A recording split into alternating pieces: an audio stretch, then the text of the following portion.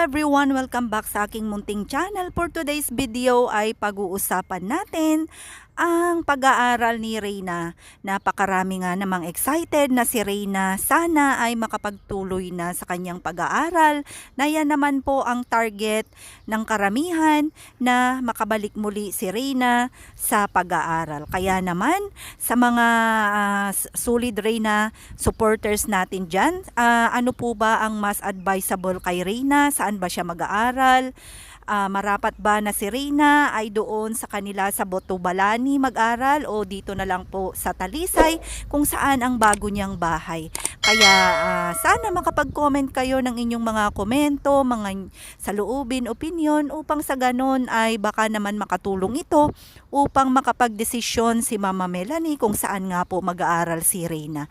Ayon sa mga ibang sponsors ay nararapat po or marapat sana na doon na lang po sa malapit sa kanyang pabahay, bagong pabahay ni Reyna mag-aral o kaya naman magkaroon ito ng sariling tutor muna o talaga namang makabalik na nga po sana si Reyna sa pag-aaral.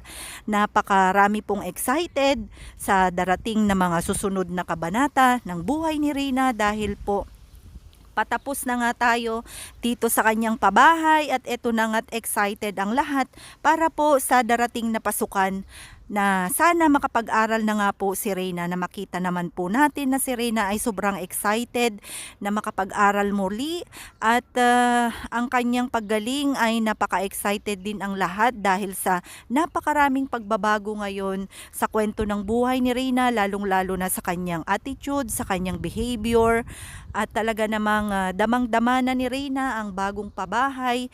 Kaya naman po sa darating na event, ribbon cutting, birthday, pasukan, ay isama po natin si Reyna sa ating mga prayers at sana sama-sama nating sundan kahit anong mangyari ang kwento ng buhay ni Reyna.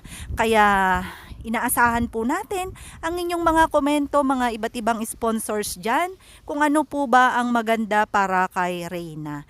At syempre, maraming salamat sa lahat ng sponsors ng ating pabahay, Reyna's Best Team Ever, Reyna's Community, Team LMG at lahat-lahat ng mga individuals na bumubuo dito sa pabahay at mga iba pang layunin at mga advocacy dito sa community ni Reyna. Sama-sama nating sundan ang kwento ng buhay ni Reyna kahit anong mangyari.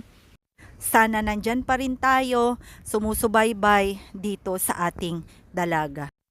Sa kabila ng mga pagsubok na mga ibinabato sa atin, I hope na hindi ito hadlang sa mga layunin natin. Maraming salamat and may God bless us all.